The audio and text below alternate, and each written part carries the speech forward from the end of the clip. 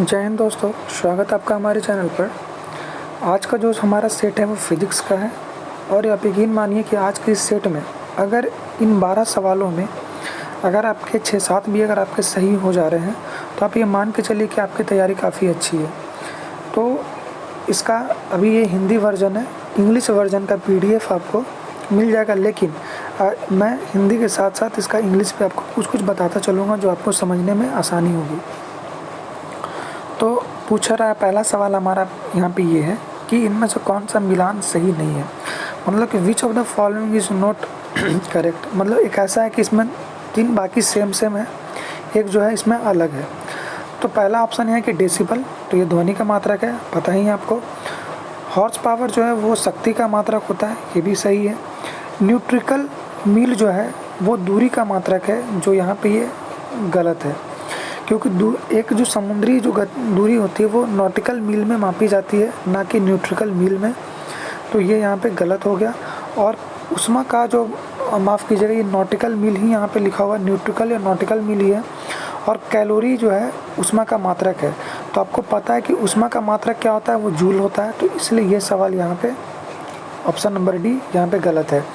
1 nautical मील is equal to होता है 1852 मीटर, या आपसे लिख देगा 1.852 किलोमीटर, ये आप याद रख लीजिएगा, 1 नॉटिकल मील। इसके बाद ध्वनि का मात्रक डेसिबल है, जिसमें अगर जिसकी डेसिबल सबसे ज़्यादा वो उतना ही ज़्यादा आवाज़ वहाँ पे होगा। इसके बाद है कि निम्नलिखित में से इसको भी यहाँ पे मिलाना है। यहाँ पे पहला लिखा हुआ है कि एक फिजिकल क्वांटिटी यहाँ पे दिया गया, इधर लिखा हुआ है बल, आवेग, कार्य, त्वरण। मैं इंग्लिश बता देता हूँ। बल का होता है फोर्स, आवेग का होता है मोमेंटम, और कार्य का होता है यहाँ पे जूल, मतलब कार्य का यहाँ पे वर्क होता है, और त्वरण का एक्सेलरेशन। ठीक है, तो आपको यहाँ पे बताना है इसका कौन कौन सा यहाँ पे सेम है।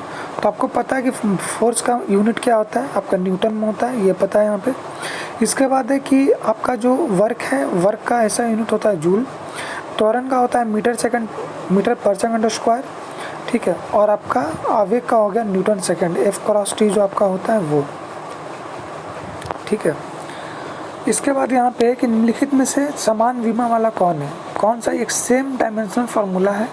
तो देखिए, कार भी एक एनर्जी का फॉर्म है और ऊर्जा भी है, तो कुछ भी हो ये दोनों का सेम होगा, ये आप याद रख लीजिएगा।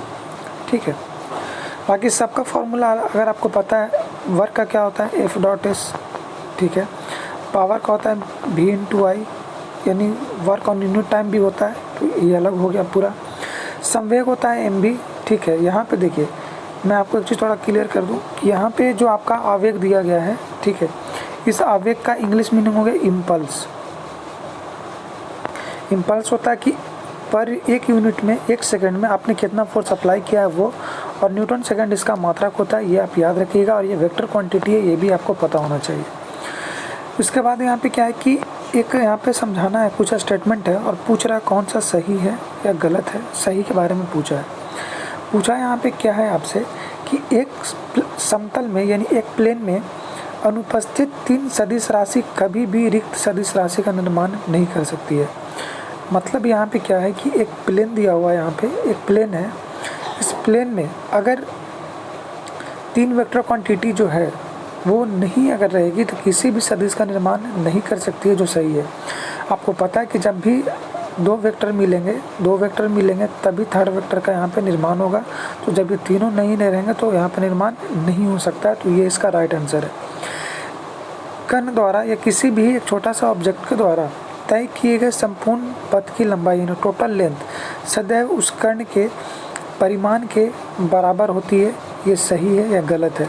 तो देखिए, 2-3 चीज़ें जो मैं आपको यहाँ पे समझा देता हूँ।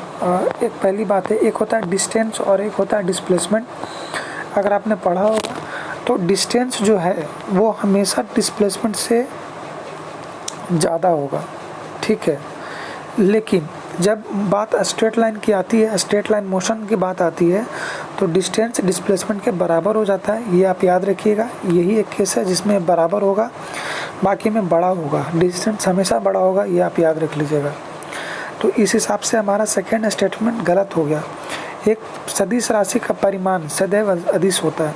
देखिए, ये स्टेटमेंट का क्या मतलब है मैं आपको ये बता दूं कि एक सदिश राशि का जो परिमाण होता है यानी मैग्नीट्यूड जो है, जैसे मान लीजिए कि मुझे पता चला कि 20 किलोमीटर मुझे नॉर्थ में जाना है, तो 20 किलोमीटर नॉर्थ में जो इसका परिमाण जो है, ये मैग्नीट्यूड जो है, ये हमेशा एक स्केलर क्वांटिटी को ही रिप्रेजेंट करता है, ये आप याद रखिएगा।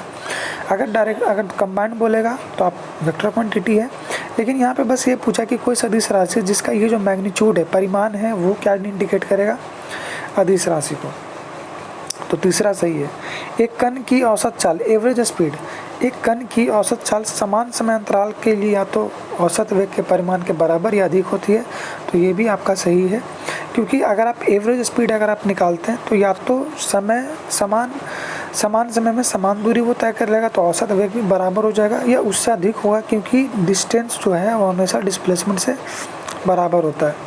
मैं आपको एक चीज़ और बता दूँ, जो हमारा स्पीड का फॉर्मूला होता है वो होता है डिस्टेंस अपॉन टाइम, डिस्टेंस है, और जो आपका वेलोसिटी का जो फार्मूला होता है वो होता है डिस्प्लेसमेंट अपॉन टाइम। तो जब हमारा डिस्टेंस बड़ा हो जाएगा तो स्पीड भी हमारा बड़ा होगा वेलोसिटी से, याद रखिएगा। यहाँ से पूछा है कि एक डायमेंशन फार्मूला दिया गया है mLT का पावर -2, ये किसका यहाँ पे है, तो ये है आपका फोर्स का। ठीक है, आप याद रख लीजिएगा F = क्या होता है, m × a, न्यूटन का सेकंड लॉ से। तो m का हो गया किलोग्राम और मीटर पर सेकंड स्क्वायर इसका यूनिट हो गया। तो किलोग्राम को m को यहाँ पे l हो गया और t का पावर 2 यानी mLT का पावर -2, याद रखिएगा। अब ये बहुत अच्छा सवाल है जो यहाँ पे इम्पोर्टेंट भी और पूछा भी गया एग्जाम में, तो इसको याद रखिएगा कि मान लिया जा रहा है कि एक यात्री एक चलती हुई रेलगाड़ी में 5 रुपये का सिक्का उछालता है। ठीक है, तो मान लिया जा रहा है कि ये एक ट्रेन की एक बोगी है जिसमें आप यहाँ पे बैठे हुए हैं, ठीक है, और अपने हाथ से एक सिक्का यहाँ पे आपने उछाला। अब यहाँ पे ध्यान से मेरी फिगर को देखिएगा कि जो मैं यहाँ पे बनाया हूँ आपको, ठीक है, ये हमारा कॉइन है। अब हुआ क्या है कि जब ये उछालता है तो ये जो सिक्का है इसके पीछे गिरता है, इसका मतलब है कि ये जो पर्सन था आगे बढ़ गया। आगे बढ़ने का यहाँ पे, क्योंकि ये अगर एक फ्रेम में देखा जाए तो इस फ्रेम का सारा का स्पीड, अगर मान लीजिए ट्रेन का स्पीड अगर 60 किलोमीटर पर आवर है, तो इस फ्रेम के अंदर जो भी ऑब्जेक्ट है सबका स्पीड 60 किलोमीटर पर आवर होगा। लेकिन यहाँ पे क्या हुआ है कि कॉइन जो है वो इसके पीछे गिरा है, इसका मतलब है कि ट्रेन इस कॉइन के स्पीड से ज़्यादा चल रही है, यानी तेज़ चल रही है। इसका मतलब यहाँ पे इस चीज़ से है कि यहाँ पे एक्सीलरेशन प्रोड्यूस हो जाएगा, और वो एक्सीलरेशन कैसा होगा, एक समान एक्सीलरेशन प्रोड्यूस होगा, ये आप याद रख लीजिएगा, यूनिफॉर्म एक्सीलरेशन आ जाएगा। इसका मतलब क्या हुआ कि स्पीड जो है वो समय के साथ बढ़ते चला जा रहा है, वेलोसिटी बढ़ते चला जा रहा है, इसका यही मीनिंग है इस क्वेश्चन का, ये इसको आप याद रखिएगा। ठीक है, अब यहाँ पे देखिए, एक व्यक्ति क्या है कि एक व्यक्ति फिसलने वाले एक सीढ़ी के मध्य बिंदु पर खड़ा है। मान लिया जा रहा है कि ये एक यहाँ पे एक सीढ़ी थी, ठीक है, इसको मैं थोड़ा कलरफुल बना लूँ। ये एक सीढ़ी है जो एक दीवार है ये, और ये ज़मीन है, यहाँ पे एक व्यक्ति खड़ा है। अब यहाँ पे क्या हुआ है कि जब वह कमरे की छत और ऊर्ध्वाधर दीवार के बीच से फिसलना शुरू करता है, जैसे जैसे सीढ़ी नीचे आना शुरू करेगी ये यहाँ पे फिसलना इधर शुरू करेगा। ठीक है, तो उसके मध्य बिंदु से फिसलने तक का किया गया रास्ता क्या होगा, ये रास्ता और ये रास्ता और ये रास्ता के बीच में जो कर्व बनेगा वो कैसा कर्व बनेगा, तो मैं आपको यहाँ पे ये बता दूँ कि ये जो हमारा कर्व तैयार होगा वो हमारा सर्कुलर कर्व होगा, क्योंकि कर्व हमारा ऐसे बनता हुआ चला जाएगा। ठीक है, आप इसको इमेजिन करके देखिए, आपको खुद ही आइडिया लगेगा कि ये कर्व कैसे बनना चाहिए। इसी तरीके से कर्व, ये हर पॉइंट पे जब आप ग्राफ तैयार करेंगे तो एक सर्कुलर कर्व बनेगा, और ये इसी को पूरा बनाएंगे तो एक सर्किल का फॉर्मेशन यहाँ पे हो जाएगा, ये आप याद रखिएगा। ठीक है, तो इसका आंसर हो जाएगा वृत्तीय मार्ग में। वेग समय ग्राफ की प्रवणता यानी स्लोप। अब यहाँ पे 2-3 चीज़ें मैं आपको बता देता हूँ, पहले आप ध्यान से सुन लीजिए कि अगर आपसे ये पूछा जाए कि यहाँ पे वेलोसिटी है और यहाँ पे टाइम है, तो यहाँ से जो स्लोप डिसाइड करता है, क्योंकि एक्सीलरेशन का फॉर्मूला हमारा होता है वेलोसिटी पर यूनिट टाइम, तो आंसर तो हमारा हो जाएगा एक्सीलरेशन। लेकिन यहाँ पे क्या पूछा, स्लोप। अगर ये स्लोप की बात करेगा तो आंसर होगा त्वरण। लेकिन अगर हमसे ये पूछा जाए कि वेलोसिटी और टाइम का जो एरिया होता है वो क्या डिस्टेंस शो करता है, तो वो डिस्टेंस शो करता है। ठीक है, याद रखिएगा इस चीज़ को। ठीक है, यहाँ पे एक 9 नंबर क्वेश्चन यहाँ पे कि एक ग्राफ से आपको यहाँ पे रिप्रेजेंट करना है कि कैसे यहाँ पे है। ठीक है, तो मैं आपको बता दूँ कि एक वस्तु जो है विरामावस्था से शुरू हो रही है, पहले ऑब्जेक्ट जो है वो रेस्ट में है और उसके बाद अचर त्वरण से यानी कि कांस्टेंट एक्सीलरेशन से वो मूव कर रहा है। तो देखिए एक यहाँ से ऑब्जेक्ट शुरू हुआ, लेकिन क्या हो रहा है कि एक कांस्टेंट एक्सेलरेशन से मूव कर रहा है, तो ऑब्जेक्ट हमारा यहाँ से फिर शुरू हो ही नहीं सकता है, क्योंकि यहाँ से आने के बाद यहाँ से इसका मतलब कि ऑब्जेक्ट ऊपर से शुरू होगा। एक आइडिया तो हम यहाँ पे ये लगा लेंगे। और दूरी और चाल के बीच का बताना, तो जब देखिए यहाँ पे हमारा एक्सेलरेशन यहाँ पे 0 था, लेकिन यहाँ पे ये बोला कि एक्सेलरेशन हमारा कांस्टेंट है हर पॉइंट पे, तो एक्सेलरेशन हमारा यहाँ पे हो सकता है ऑब्जेक्ट यहाँ पे था, चला होगा और रुक गया होगा और यहाँ से एक्सेलरेशन शुरू हो रहा है। तो इस तरीके से जो ग्राफ बनेगा यही इसका आंसर है, ऑप्शन नंबर डी। इसके बाद देखिए एक वस्तु असमान वेग और समान त्वरण से चल रही है, यानी कि यहाँ पे स्पीड क्या है हमारा सेम नहीं है, अलग अलग है, और कांस्टेंट एक्सेलरेशन। इसका क्या मतलब है मैं आपको ये बता देता हूँ कि अगर हमारा स्पीड यहाँ पे क्या हो रहा है, चेंज हो रहा है, तो स्पीड चेंज हो रहा है यानी कि एक्सेलरेशन यहाँ पे प्रोड्यूस हो रहा है। लेकिन इस यहाँ पे क्या हो रहा है कि जिस टाइम में एक्सेलरेशन यहाँ पे डिसाइड कर रहे हैं, वो एक्सेलरेशन की वैल्यू हर हालत में सेम आ रहा है, चाहे स्पीड हमारा कुछ भी हो। तो वो वैसे कंडीशन में स्पीड तो बढ़ता हुआ चला जा रहा है लेकिन एक्सेलरेशन कांस्टेंट है, तो वैसे कंडीशन में लाइन जो है वो हमारा लीनियर नहीं हो पाता है, ये आप याद रखिएगा, अरेखीय होगा। इसके बाद हमारा यहाँ पे एक लकड़ी और एक गोले इस समान त्रिज्या वाले निर्वात में, देखिए दो चीज़ें मैं आपको, इसका आंसर आपको पहले से पता होगा। अगर ऑब्जेक्ट कोई भी दो ऑब्जेक्ट अगर यहाँ पे वैक्यूम में अगर गिराया जाएगा तो दोनों साथ साथ गिरेगा। पहली बात तो यहाँ पे है वैक्यूम में, निर्वात में, ठीक है, इसको नोट कर लीजिएगा कि अगर कोई भी ऑब्जेक्ट अगर वैक्यूम में गिराया जा रहा है, ठीक है, वैक्यूम में गिराया जा रहा है तो वो सेम गिरेगा निर्वात में। लेकिन अगर जैसा ही बोलेगा कि हमारा जो ऑब्जेक्ट एयर में, हवा में गिराया जा रहा है, तो जिसका वेट सबसे ज़्यादा वही सबसे पहले गिरेगा। मैंने क्या बोला कि अगर वैक्यूम में गिराएंगे तो साथ साथ, ठीक है, यानी निर्वात में गिराएंगे तो साथ साथ, लेकिन अगर एयर में बोल देंगे, वायु में बोल देंगे, तो इसका मतलब है कि जिसका वेट ज़्यादा वही सबसे पहले नीचे आएगा।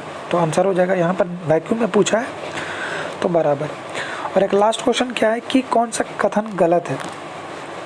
एक वस्तु में शून्य वेग तथा स्थिर त्वरण हो सकता है। देखिए अगर यहाँ पे वेलोसिटी 0 हो जाए तो एक्सीलरेशन भी हमारा 0 होगा, बस पहला स्टेटमेंट गलत। एक वस्तु में नियत वेग परिवर्तन चाल हो सकता है। देखिए अगर एक कंडीशन ये होता है कि अगर हमारा वेलोसिटी, ठीक है, मतलब यहाँ पे इसको गलत ठहराने का मतलब क्या, स्टेटमेंट ये सही है, ये हमारा आंसर नहीं हो सकता है। मैं आपको फिर से समझा दूँ।